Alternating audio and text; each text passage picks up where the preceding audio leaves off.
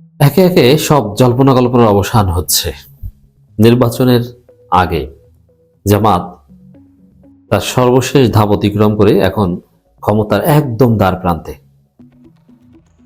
ক্ষমতায় আসতে শুধু জনসমর্থনই যথেষ্ট নয়, অনেক পক্ষ অনেক হিসাব নিকাশ আগে ক্লিয়ার করতে হয়। জামাত সব হিসাব নিকাশ সাকসেসফুলি ক্লিয়ার করেছে, যেটা 85 বছরে সম্ভব হয়নি, এবার সম্ভব হয়েছে। সর্বশেষ ধাপ অতিক্রম করা শেষ, এখন জাস্ট জনগণের রায়ের অপেক্ষায়।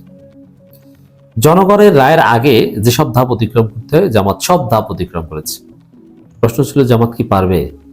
দেখেন, অনেকেই আমাদের বন্ধু বুদ্ধিজীবী বিশ্লেষক যারা আছেন অনেকেই বলতেন বা বলেছেন এরকম যে দেখেন, জামাত জামাতকে জনগণ পছন্দ করে, এটা ঠিক আছে, কিন্তু এস্টাবলিশমেন্ট, বিশেষ করে ব্যবসায়িক গোষ্ঠী, কালচারাল এলিট, মিডিয়া, অমুক তমুক, তারা তো জামাতকে চায় না, তারা তো জামাতকে টলারেট করবে না।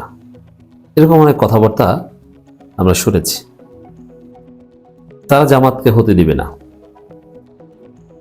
সেনাবাহিনী, ডিপ স্টেট, তারা জনমত ঘুরিয়ে দিতে পারে, এরকম একটা পারসেপশন আছে। নির্বাচনের ফলাফল ঠিক করে দিতে পারেন ডিপ স্টেট। অতএব জনগণ জামাতকে চাইলেও প্রশাসন, ডিপ স্টেট এবং ব্যবসায়িক গোষ্ঠী এবং অনেকে উদাহরণ দেন এরকম। আমার বন্ধু ঢাকা বিশ্ববিদ্যালয় বিএনপি বন্ধু শিক্ষক, তিনি বলছেন, আমাকে স্যার বলেন, বলছে স্যার অনেক হিসাব নিকাশ আছে, মানুষ জামাতকে চায়, তাতেও জামাত ক্ষমতা আসতে পারবে না, এত সহজ না।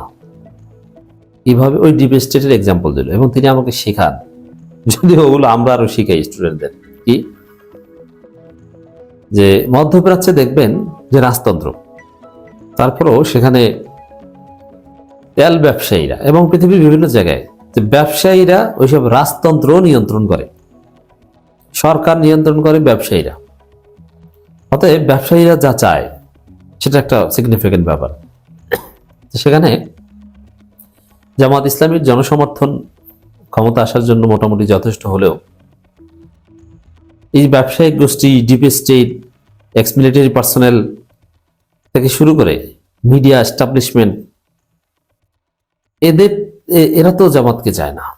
তাহলে এই প্রশ্ন আছে। এই জল্পনারই অবসান ঘটিয়েছে জামাত। জামাত এখন মঞ্জিলে মকসুদে পৌঁছে যাচ্ছে। প্রথম প্রশ্ন ছিল যে ডিপ স্টেট নিয়ে। আমি আপনাদেরকে জানাচ্ছি, ডিপ স্টেটের পলিটিক্যাল খেলা এটা নাজায়েজ। তারপর যেহেতু খেলা চলছে, ডিপ স্টেট বলতে যা বোঝায়, সাধারণত সহজ ভাষায় বলি, ডিপ স্টেট বলতে ডিজিএফআই কে বোঝায়, এবং ডিজিএফআই সাথে বিদেশি শক্তির কানেকশন, তাদের একটা স্পেশাল এজেন্ডা। আর ডিপ স্টেটের একটা বড় অংশ জামাতকে ক্ষমতায় চায়। ডিপ স্টেট পুরোপুরি ভাবে জামাত বিরোধী নয়, একটা অংশ জামাতকে ক্ষমতায় চায় জনমতের উপর ভিত্তি করে।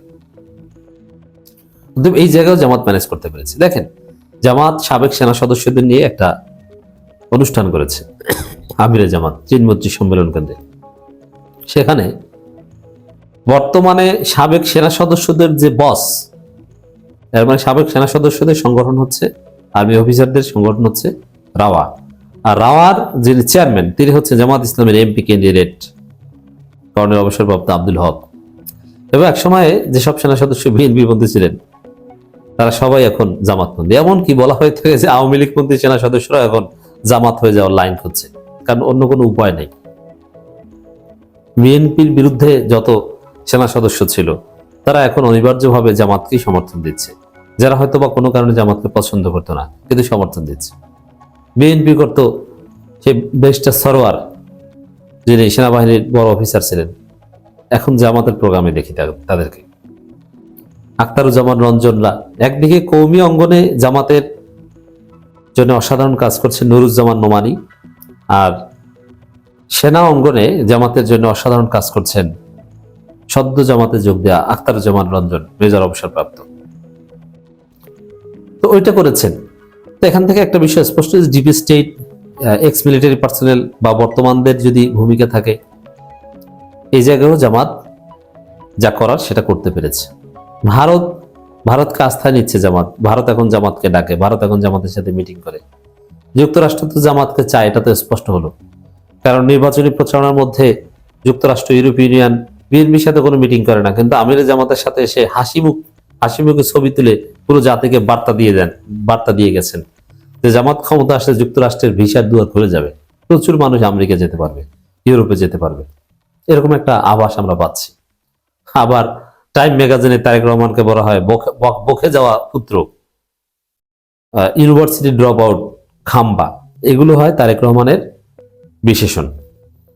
তো দর্শক, অতএব এই ডিপ স্টেট বলেন, আবার এই মিডিয়া, এটা লাইনে আসতে কোনো সময় লাগে না। এই মিডিয়া তো পুরোটাই ছিল এনটি বিএনপি, সব ছিল পুরো আওয়ামী লীগ, কিন্তু সব এখন বিএনপি মধ্যে হয়ে গেছে না। এনটি আওয়ামী লীগ মিডিয়াগুলো, সেই ৭১ টিভি, সময় টিভি, বিএনপিকে, খালেদা জিয়াকে, এমনকি সময় টিভিকে বিএনপি বর্জন করতে বাধ্য হয়েছিল।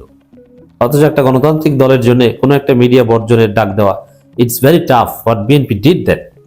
সেই সময় টিভিকে বিএনপি দখল করেছে না, বা বিএনপি পন্থী হয়েছে না? ওরকম মিডিয়াগুলো জামাতপন্থী হবে, এটা ওয়ান টুর ব্যাপার।